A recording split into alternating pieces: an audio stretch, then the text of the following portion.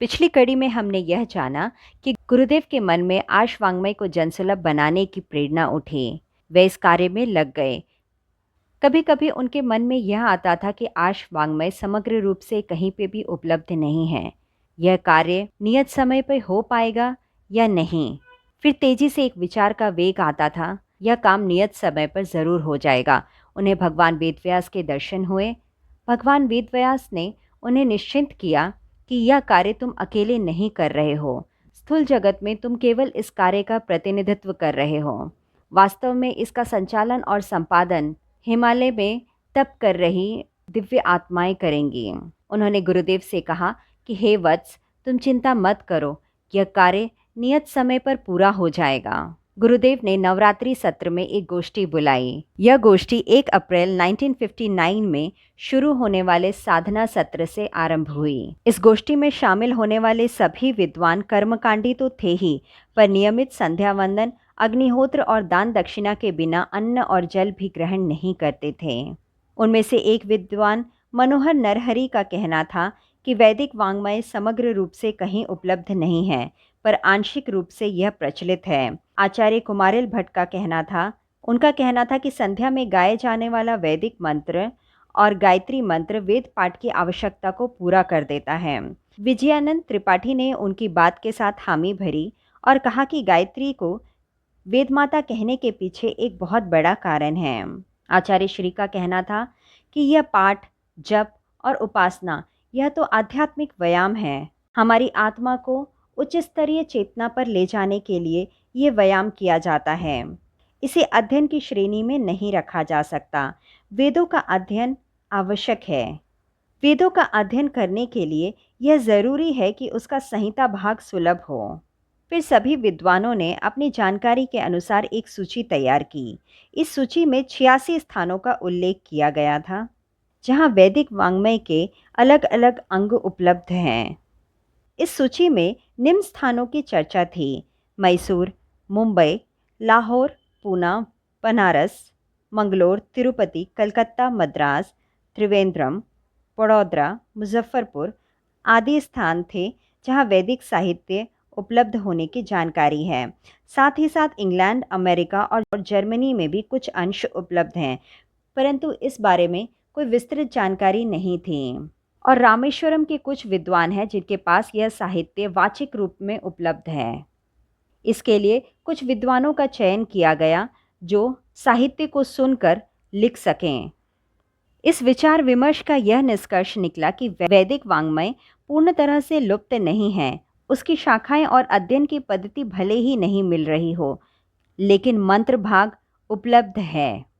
ऐसे भिन्न भिन्न कई संस्करण हैं जिसमें वैदिक वाङ्मय का मंत्र भाग उपलब्ध है, जैसे कि शंकर पांडुरंग शास्त्री द्वारा लिखा गया अथर्ववेद का विशुद्ध संस्करण, लोकमान्य तिलक का ओरायन और Arctic home in Vedas, Satyavrata Samashrami द्वारा संपादित साम संहिता और सामगान, और तिलक विद्यापीठ पूना में प्रकाशित ऋग्वेद का शायण भाष्य, बम्बई में मैक्स मूलर के प्रख्यात संस्करण। यह सब संस्करण ढूंढने से मिल जाएंगे। इस संगोष्ठी में कुछ मज़ेदार बातों पर भी चर्चा हुई। हिटलर हमारे वेदों को ही पढ़कर इतना बड़ा महाबली बन गया। वे इतना ताकतवर हो गया कि अमेरिका, रूस और ब्रिटेन भी उससे थर-थर कांपते थे। यह हमारे वेदों के अध्ययन का ही फल था। इस पर कुछ विद्वान चौंके। उनका कहना था कि ये कोरी कल्पना है। वेदों को भारत से चुरा लेना, उसका शस्त्रों में परिवर्तन करना, ये कुछ पोंगा पंडित द्वारा फैलाई गई बात है। हिटलर को वेद क्या, संस्कृत का भी ज्ञान नहीं था। फिर इस पर कुछ विद्वानों ने यह तर्क प्रस्तुत किया कि फिर उसने हमारे स्वास्तिक को अपना राष्ट्र चिन्ह कैसे बना लिया। सत्यभक्त ने इसका उत्तर देते हुए कहा कि वह राष्ट्र चिन्ह नहीं है, ईसाई धर्म का क्रॉस चिन्ह का तांत्रिक रूप है। उसे हमारा स्वास्तिक मत मानिए।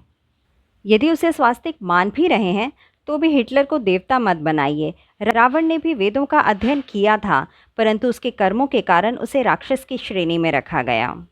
पर सत्यभक्त ने इसके बाद यह भी कहा कि इसमें कोई दो राय नहीं है कि वेदों में कई शक्ति और साधना के रहस्य छुपे हुए हैं। वह साधना जो कि लोगों को शक्ति संपन्न बना सकता है, देवता भी और दानव भी बना सकता है। जब ये चर्चा चल रही थी तब माताजी कमरे में आ गई। माताजी ने सत्यभक्त का पूरा तर्क सुना। वे उन विद्वानों से भोजन के बारे में पूछने आई थी, परंतु जब चर्चा चल ही रही थी तो माताजी ने भी अपने मन का प्रश्न प्रस्तुत किया। उन्होंने कहा कि मैंने किसी भी धर्मशास्त्र में चोरों और दुष्टों के लिए प्रार्थना के बारे में नहीं सुना है, परंतु वेदों में ऐसा क्यों है? उसमें तो चोर अपने दुष्कर्मों की सफलता के लिए देवता से प्रार्थना कर रहे हैं। वेदों के एक मंत्र में तो प्रतिद्वंदी के सिर के 100 टुकड़े होने की भी कामना है। ऐसा क्यों? इस प्रश्न का उत्तर पंडित राम संजीवन जी ने दिया। उनका कहना था कि आश्वांगमय में सभी स्थिति, सभी स्तरों के बारे में वर्णन किया गया है। ईश्वर पर जितना हमारा अधिकार है उतना ही दुष्ट, चोर, डाकू और लुटेरों का भी है। जिस तरह हम अपने कार्य की सफलता के लिए देवताओं से प्रार्थना करते हैं, ठीक उसी तरह चोर, डाकू और लुटेरों का जो कार्य है वह भी उसकी सफलता के लिए देवता से प्रार्थना करते हैं। उनके इस उत्तर पर माताजी संतुष्ट नहीं हुए। उन्होंने अपना दूसरा प्रश्न किया, वेद यदि ऋषियों द्वारा रचित है तो हम इसे देवताओं की वाणी क्यों कहते हैं? आचार्य श्री इस चर्चा को चुपचाप सुन रहे थे। उन्होंने कहा कि इसका एक दूसरा पक्ष भी देखा जा सकता है, जैसे कि ईश्वर तो सभी के हृदय में वास करते हैं। वे दुष्ट के हृदय में भी हैं तो सत्कर्मियों के भी हृदय में हैं, परंतु दुष्टों का चित्त वासना के कारण मैला हो जाता है। ठीक ऐसे ही जैसे सूर्य का प्रतिबिंब गंदगी में बहुत धूमिल पड़ता है, पर एक साफ सुथरे स्वच्छ जल में सूर्य का प्रतिबिंब बहुत तेज दिखाई देता है। ठीक ऐसे ही यदि गंदे जल का शोधन किया जाए तो उसमें भी बिंब साफ दिखाई देगा। यदि दुष्ट जनों की भी आत्मा का शोधन किया जाए तो वे भी सत्कर्मों में लग जाएंगे।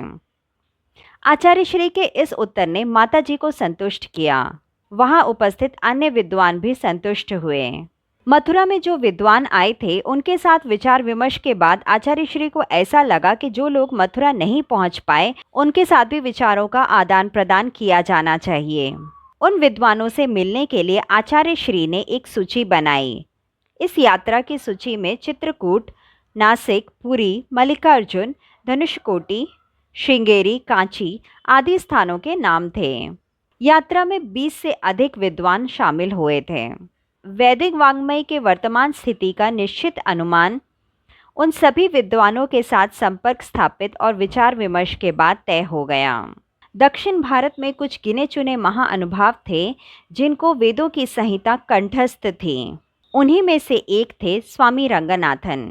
उन्हें न केवल वेद मंत्रों की संहिता कंठस्थ थी बल्कि वे पाठ और गायन के विधि विधान से भी परिचित थे। स्वामी रंगनाथन से चर्चा के समय आचार्य श्री ने उनसे पूछा, ऋषियों के संबंध में जो विवरण मिलते हैं उसमें आपस में इतना विरोध क्यों है? उसके इतिवृत्त कहीं पे भी स्पष्ट नहीं है। इतनी अधिक विसंगतियां हैं। स्वामी जी ने इस बात का उत्तर देते हुए कहा कि हमारे पूर्वजों ने इतिहास से ज़्यादा महत्व उसमें निहित सत्य को दिया है। उन्होंने घटनाओं के इतिवृत्त लिखने के बजाय उसमें निहित सत्य को व्यक्त करना ज़्यादा महत्वपूर्ण समझा है। उस सत्य को व्यक्त करने में जितने भी घटनाओं और स्थितियों का उल्लेख आया उन्होंने किया। उन्हें इस बात की कोई चिंता नहीं थी कि यह उल्लेख अधिक था या कम।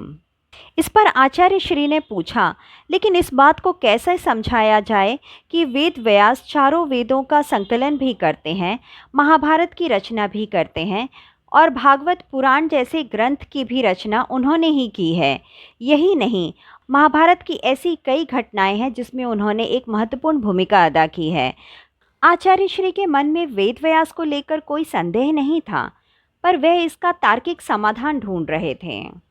इसका उत्तर रंगनाथन जी ने देते हुए कहा कि आप तो जानते हैं कि वेद व्यास चिरंजीव हैं।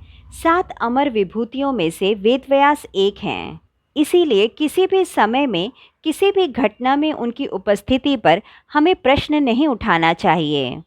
आचार्य श्री ने उनके इस तर्क को मान लिया, लेकिन फिर उन्होंने विश्वामित्र के संबंध में एक प्रश्न उठाया कि विश्वामित्र को गायत्री मंत्र का दृष्टा कहा गया है। वशिष्ठ जी से उनकी प्रतिस्पर्धा थी।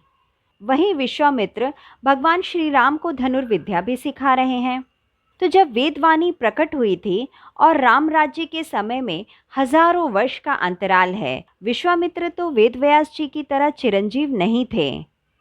फिर ऐसा कैसे संभव है? स्वामी रंगनाथन ने उनसे कहा कि आप इन उलझनों से अपने आप को बचाएं, यही सही होगा। इन वर्णन को इतिहास की दृष्टि से मत देखिए। शास्त्र वचनों में ना तो तर्क करें, ना ही कोई प्रश्न उठाएं। उनकी यह बात आचार्य श्री के गले से नीचे नहीं उतरी, परंतु उन्होंने बातचीत को यहीं विराम दिया और वेद मंत्रों का पाठ सुनने लगे। आचार्य श्री वहां 3 दिन रुके। इस अवधि में उन्होंने अब तक की यात्रा में जो भी मंत्र भाग उन्हें उपलब्ध हुआ है, उसकी शुद्धता के संबंध में स्वामी जी से उनकी राय ली। 3 दिन के अंतराल में आचार्य श्री अंतिम दिन में कामाक्षी देवी के मंदिर गए। पहले भी वे कामाक्षी देवी मंदिर के दर्शन कर चुके हैं। मंदिर में घूमते समय उन्हें बार बार शक्तिपीठ की स्थिति का अनुभव हो रहा था। कामकोटी में जितने भी मंदिर हैं, सबका जो मुख है वह कामाक्षी मंदिर की ओर ही है। इस मंदिर के बारे में यह विख्यात है कि इसकी स्थापना आचार्य शंकर ने की है। लोगों की यह मान्यता है, जो भी श्रद्धा से इस मंदिर में दर्शन के लिए आता है, उसे आत्मिक लाभ अवश्य प्राप्त होता है।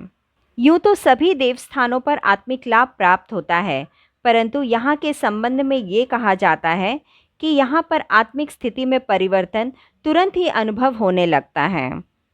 कामाक्षी मंदिर से निकलने के बाद आचार्य श्री वामन मंदिर गए। वहाँ विष्णु के वामन अवतार की लगभग 15 फुट ऊंची एक प्रतिमा है। उस प्रतिमा का पैर उठा हुआ है क्योंकि पैर के नीचे राजा बलि का मस्तक था। आचार्य श्री जब मंदिर में पहुंचे तो पुजारी ने एक लंबा बांस उनके सामने खड़ा किया। उस बांस के सिरे पर मशाल बंधी हुई थी। मशाल की रोशनी में ही विग्रह के दर्शन किए जा सकते थे। आचार्य श्री जैसे ही उस विग्रह के पास पहुंचे, वहां उनकी नज़र एक साध्वी पर पड़ी। वह चेहरा उन्हें कुछ परिचित सा लग रहा था। आचार्य श्री और उस साध्वी के बीच में क्या वार्तालाप हुई? क्या वह साध्वी गुरुदेव को उनकी मंजिल तक पहुंचने में मदद करेगी? आशवांगमय के संकलन और संपादन में उस साध्वी की क्या भूमिका रही, यह जानेंगे हम इसके चौथे भाग में। धन्यवाद।